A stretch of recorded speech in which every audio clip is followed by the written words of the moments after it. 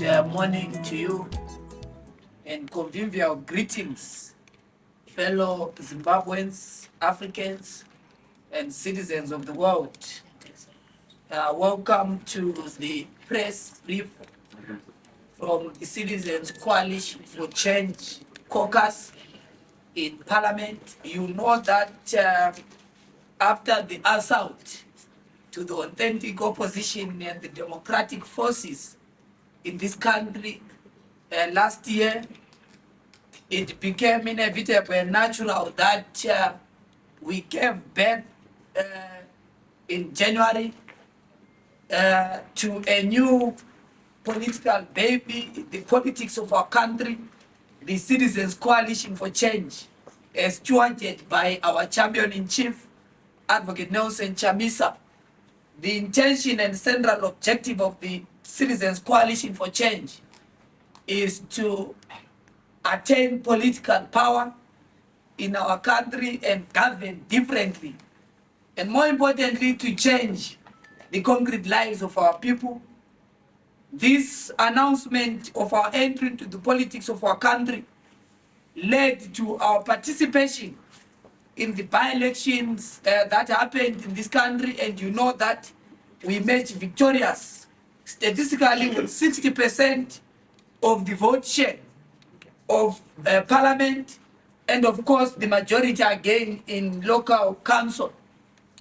Therefore, in the recent days, you know that there has been a debate in the court of public opinion around the role of our members of parliament, given the discourse that has been happening around the loans that are given to our members of parliament. We, as the Citizens Coalition for Change, met with the Parliamentary Caucus, and they have, as per the mandate, to clarify and speak to the people of Zimbabwe, because the thrust and philosophy of our movement is putting the citizens back at the center of our politics. And therefore, when citizens raise concerns, we are duty-bound, morally and politically, to answer to the questions that are raised by ordinary people, because to us, those are at the center of the national democratic project and the national democratic struggle, which we are prosecuting without fear or favor. Therefore, I will invite to the podium our Chief Whip of CCC, Honorable Mtsame, to address the people of Zimbabwe and the media. And then after that aspect, tradition and protocol, I'll take questions so that we clarify. Honorable Chair.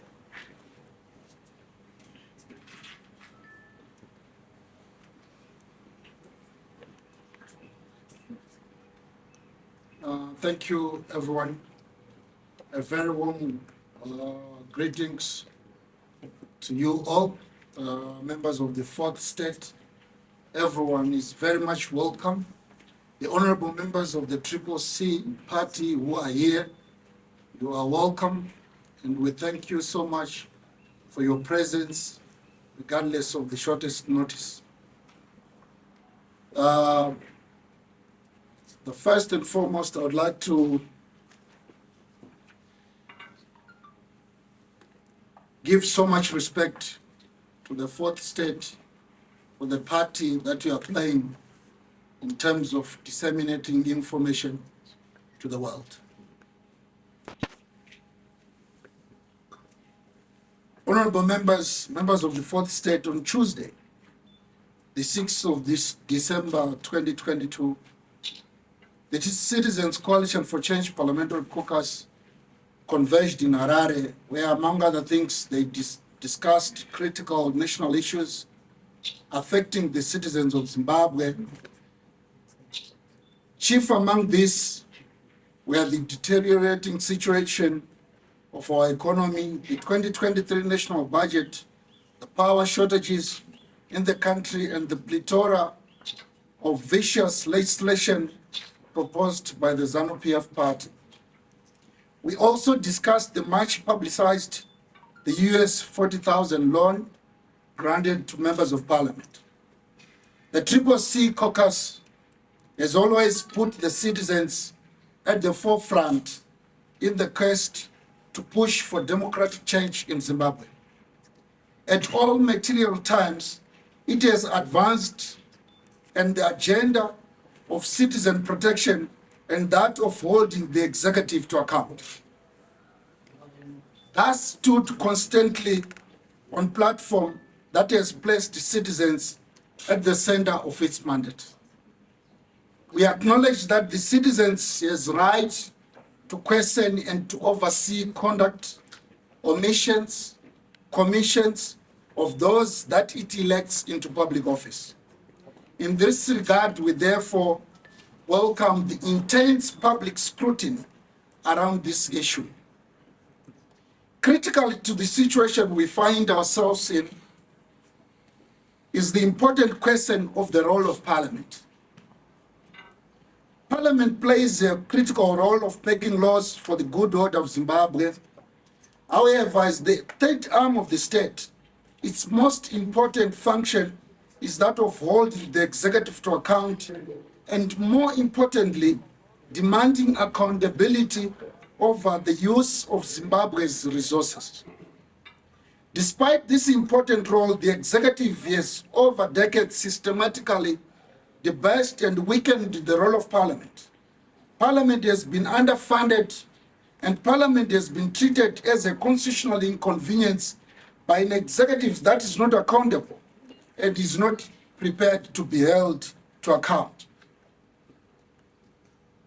Whilst Parliament as an institution has been incapacitated through underfunding, the whipping system, and the constant recalls of the Member of Parliament, herself has been incapacitated and devalued by failure to put into place terms and conditions that allow her to properly execute her duties. In other countries, the MP is capacitated by the provision of a constituent office, research assistants, research budgets, computers, a decent income, and other accessories that enable her to execute her job. Sadly, that is not the case in our country, motherland Zimbabwe. In a proper economy, MPs should decently be remunerated to enable them to carry out the important task of representing the citizens that they are privileged to serve. Sadly, in Zimbabwe, that's not the case. On average, up until September 2019, the average salary of an MP has been reduced to the equivalence of about USD $60 per month. The de-dollarization exercise carried out by the government in February 2019 through SI Instrument 33 of 2019 seriously eroded the salary of every public worker, including the MPs and all other civil servants in this country. In September of 2019, during the debate of the supplementary budget, MPs managed to extract some increase to all public workers in Zimbabwe. The most significant was the raising of the tax threshold to 900,000 from 300,000. The answered reports will show massive amounts of money being pushed to the votes of health and to education pursuant to pressure from the members of Parliament. It was at this point that the executive conceded to increasing MP salaries to Zimbabwean plus or minus 200,000 RTGS, which is almost the equivalent of USD 200. The new salary remains very below the poverty datum line by a long margin. It also remains way below the average regional salary of MPs, which is to a region of US plus 2,000, even in economies that are smaller than Zimbabwe, or countries such as Kenya and others where MPs are paid around USD 13,000 a month. This is in addition to the provision of constituent offices and paid research assistances. The position of MPs in particular remains particularly vulnerable given they do not own means of production to derive and have income.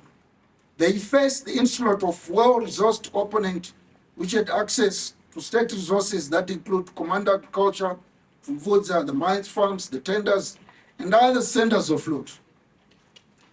But despite this, they have remained constant in providing community support in the form of school fees, funeral assistance, and other social challenges of failure created by the crisis of leadership in Zimbabwe.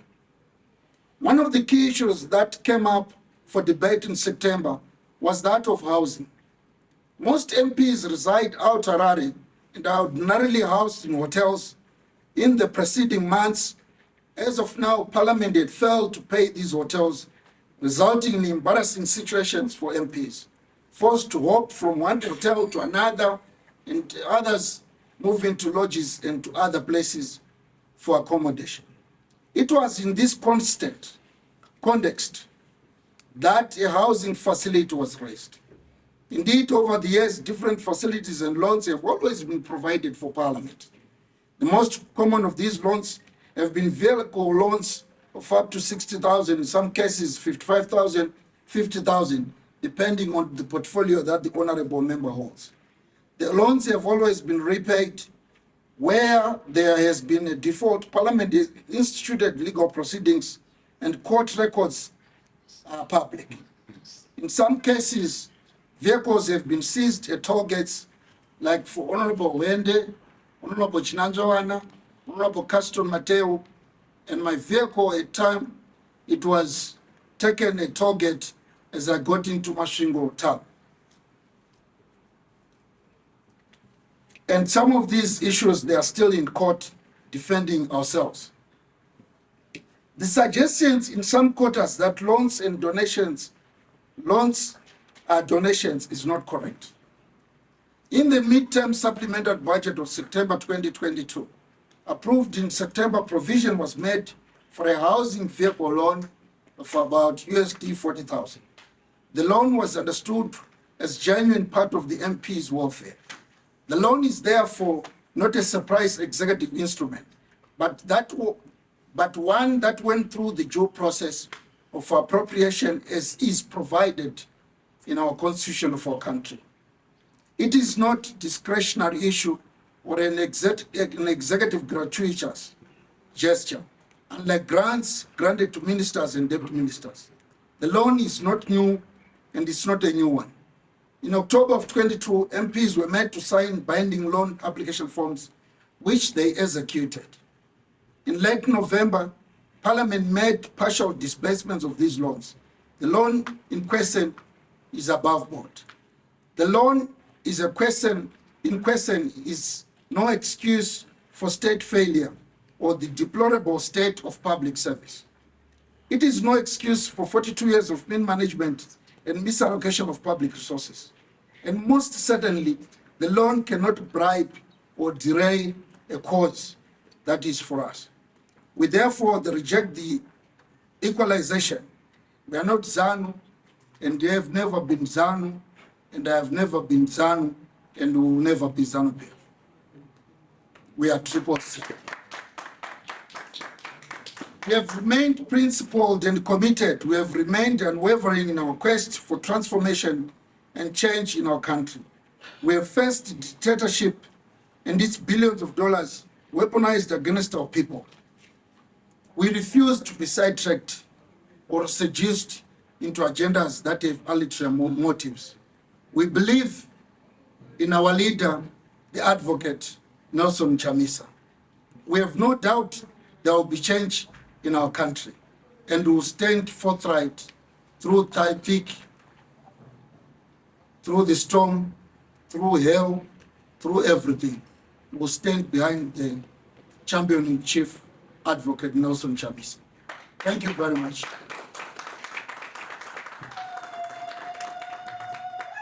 Thank you very much to members of the fourth state. Thank you very much to honorable members. I'll now give the platform to our spokesperson, the deputy, Papa Ostalos. Thank you very much, Honorable Chief Whip of Parliament. You can see that there is clarity of thought and fixity of policy from CCC. We've had a communication problem And as an alternative government, we take procedures. That's why we've been doing this engagement, members of parliament, so that there's clarity of what transpired, because that has been the missing link in the discourse around the issue of the loans to parliament. And thank you, our chief whip, for clarifying the position, and that our members of parliament remains very clear in terms of the mandate. So we'll take a few questions and we'll share the statement with you so that you can be able to give reference.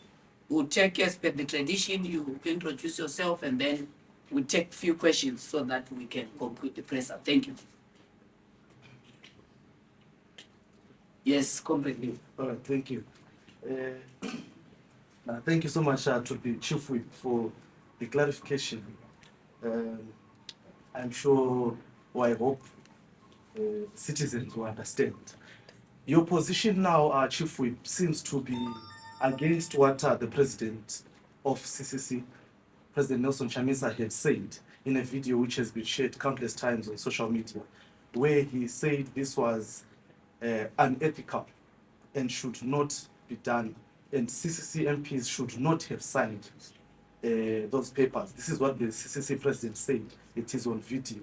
In this instance, you seem to be defending, if I'm not losing, you seem to be defending the move to get the 40,000. May you please give us a clarity there? May you please just clarify whether you are not going against the president? Thank you. Any other question? Yes. Thank you so much, Spokes. I have two questions. My first question is, Chief Whip, do you think the CCC president has become soft to the members of parliament, and if the members of parliament were told not to receive that 40K, were they going to listen to the CC president? And my last question is, seeing that we are only a few months before the next general elections, if the MPs had collected the 40K, how then do they intend to pay that money? If it's a loan, how do they intend to pay back that money if most of them, are not coming back in parliament next election? Thank you. Thank you. Londo. Okay, my question to the Chief Whip will be, some of your critics have argued that is it not better that you take some of the funds and share at least with your party a certain percentage of the funds or your citizens, so that at least there is some form of equality, given that some were arguing that it's abuse of funds? Are we going to see some of the CCC MPs contributing to the party, given your financial situation? Okay.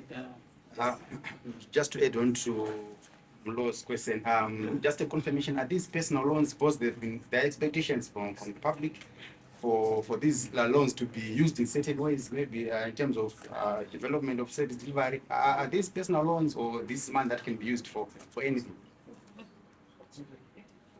Okay. So I think those are all the questions.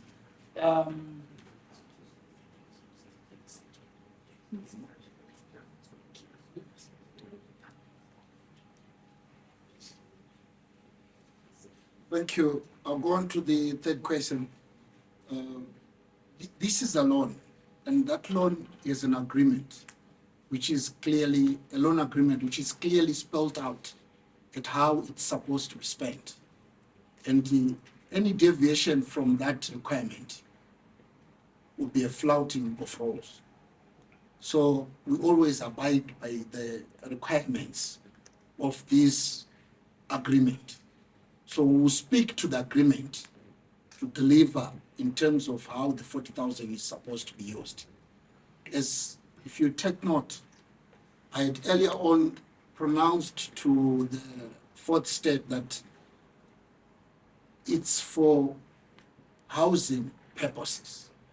And that purpose is what it stands for. An honorable member is supposed to take that responsibility to have access to a house. and it will serve that. And as the CCC will make sure that our honorable members will stick to the requirements of the loan agreement. Then on the other two, I'll give that platform to the party. Remember, I'm not an independent chief whip. I belong to a political party. And on other matters, the party has to play a role. And that's why I'm here after all this outcry. Thank you. Thank you, Chief Whip. I think there's clarity. Leo, you asked a question around the president speaking. You understand, Leo, that the president is a visionary. He has got a mandate at all material times, whether it is hot, it is cold, it is summer, to give vision and direction and to guide the organization in terms of his values and ethos. And we have said, when a meeting with members of parliament, and one of the critical issues we raise is the questions of integrity. That's why we took it upon ourselves as CCC to say, first thing we must investigate. That's why we called the chief whip, we called all our members of parliament to say, you explain to us, to say what happened, right? Because we had to make sure that we investigate and make a decision based on the facts, which is what they've highlighted now and given a perspective to our people and supporters. And the president made it very, very clear that in no circumstances can our party dither and compromise on issues of ethics and values. The issue that we saw, and that's why we are happy today, because we have said members of parliament, go and speak to the people, because we had no political problem. I see my fellow political science professor saying no, to try and strike political equivalence between our members of parliament and ZANU. We're far from it, because we have said to members of parliament, come and explain to us what transpired. And we now have the facts, we have read the contracts. And what was not there was a communication issue, not a political problem. But the enemy obviously intended to harvest out of it and present a political problem. One of it, you know it. One of it was the assumption and the narrative that CCC MPs have defied the president. You cannot separate the champion-in-chief and his deployees. It is impossible. There is an illusion within our enemy's camp to say, no, there's a discongestion. They met with the champion-in-chief, conveyed what happened, because what we wanted was to fill the lacuna of information around what transpired, because the court of the public opinion, they did not discuss in terms of the contents of the contract, which is what we got, because if we had found out that, number one, there was a breach of our principles and values. For example, the discourse was that, no, you are being given trinkets and trappings by the executive, which is not the fact. Because it is members of parliament, as they've articulated, we have heard them, that brought the debate to a supplementary budget. Not that it was something given at the mercy of the executive. Yes. That's number one. Right? Number two, there's an assumption, and I'm happy that members, we have said as CCC, which answers the question that is asked by Mlo. We are a citizens movement. We have met with members of parliament and said to them, look, this is a private loan. Ordinarily, just like they got the 60,000, we are not supposed to be calling them in question, but that's their private contracts and loans privately as members of parliament, right? But because there is an outcry and misunderstanding of the issue, that's why we wanted to investigate whether there is any element of criminality, any element that bastardizes our values. That's what we're interrogating. That's why they presented our case. And we can't say, there's a debate also by some people that no, President Chamisa demanded a certain percentage. Look, we have been prosecuting this struggle in difficult terrains. You know, they took our headquarters. They took our office in our yesterday movement, of course. They took our these members of parliament that they are trying to bastardize today are the same people they record from Parliament on the basis of their allegiance to the cause for democracy in our country. Would have chosen the easier route to go and dine with dictatorship? You know that after election they said, no, come, President Chamisa will give you a motorcade, private security, and all the trappings of authoritarianism. We said, look, this is not provided for at law, so it can't come at the mercy of the winner. Let it be something that come out of the law, not that you want to hoodwink us and drag us into the trinkets. And I don't think that logically, as an organization, would say, no, give us, because they have to account. That's why we say, for us as a party, all the members of Parliament, and that's a non-negotiable position, which emphasizes what the President talks about as a visionary, that every member of Parliament that took the law must pay back. Yes. Every person that took money is a non-negotiable position. Because when we tell them, no, give us the money, they say, we can't pay back, right? We have to make sure that taxpayers' money is accounted for. There's a big debate in the politics of our country. Just right now, we're working on our policy response to the load shedding crisis. We have said to our opponents in ZANU, there is a problem in this country around electricity. We have proposed basically 3 things that must be done. Number one, we've said to government of Mr. Nanga, let's deal with generation. The generation of electricity in Zimbabwe, which is the problem about the clueless regime that is leading us.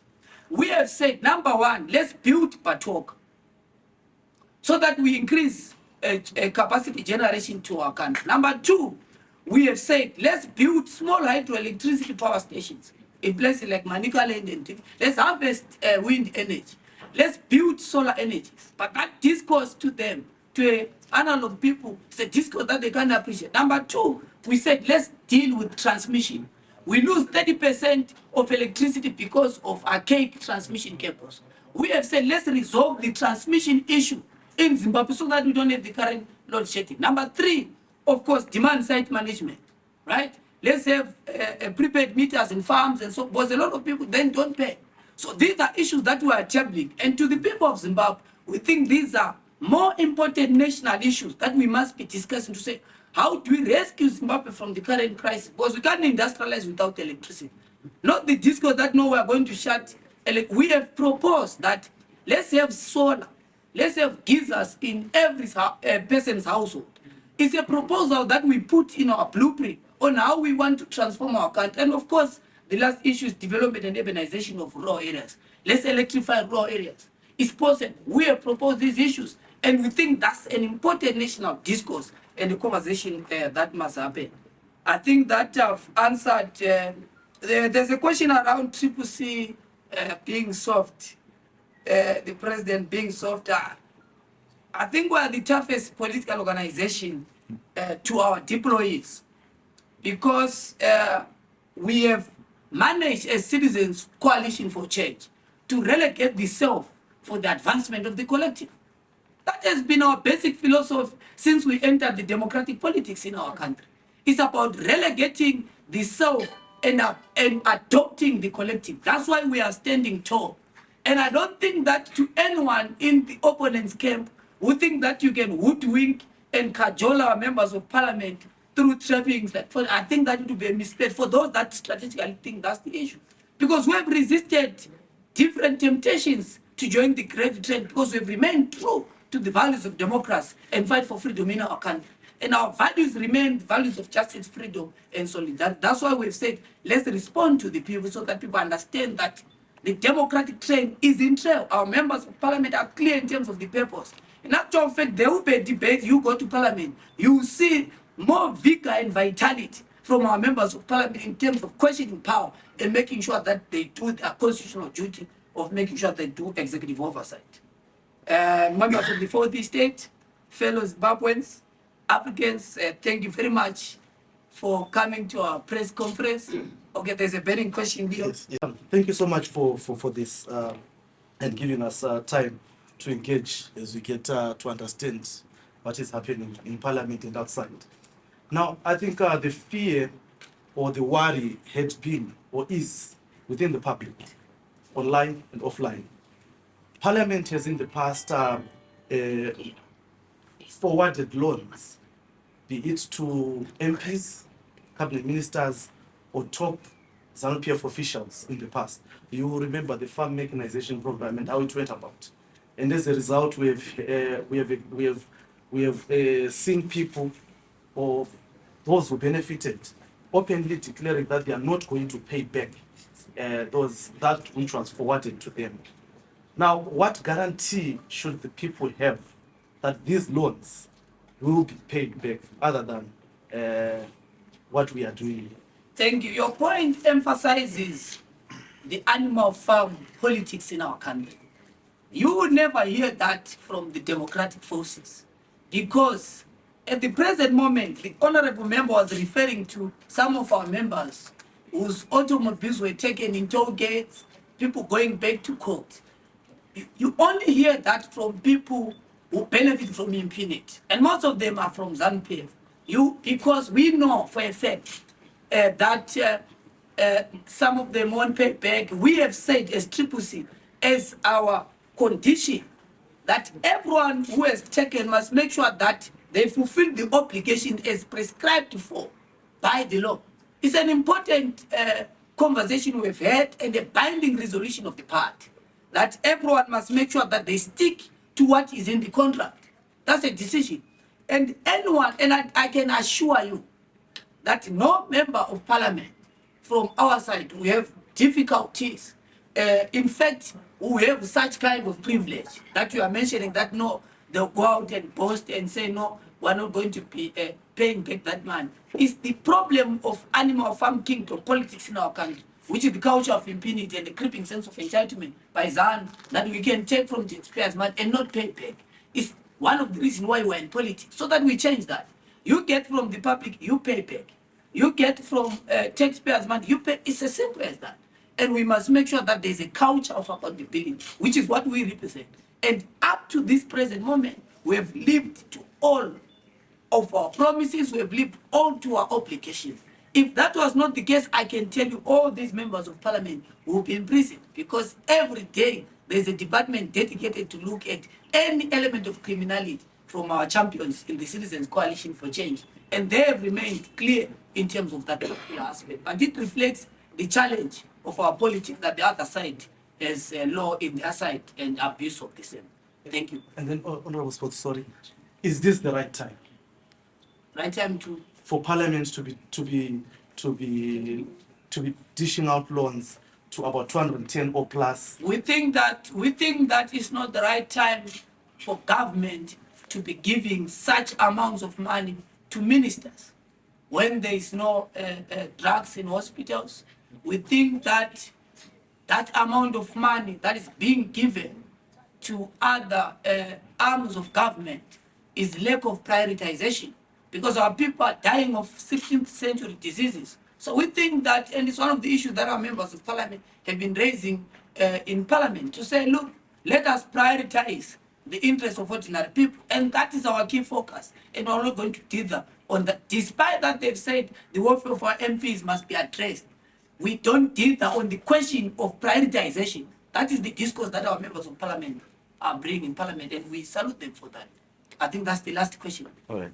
So there's a conception among the general people, among citizens, that CCC is becoming weaker ahead of the 2023 elections. And this is compounded by such issues, the 40,000 issues. We have Honorable Sheldon Wendy issue, where he's getting a backlash from colleagues, fellow citizens. So going ahead of the 23 elections, what's your take? Are you becoming weaker? We have seen so much going on around the past elections, and this is quite proving to be a weaker CCC going into elections. I think that in ordinary opposition movement, that would have received such blows as us would not be existing. The intention about ZANU was to destroy the authentic opposition. We have remained standing. And I can assure you, as I conclude, that the launch of the Citizens Coalition for Change is going to answer that question. Not qualitative, because the debate you are raising is qualitative, but the launch of CCC and our home stretch campaign to 2020 elections answers decisively and quantitatively the question of who we are in the politics of our country.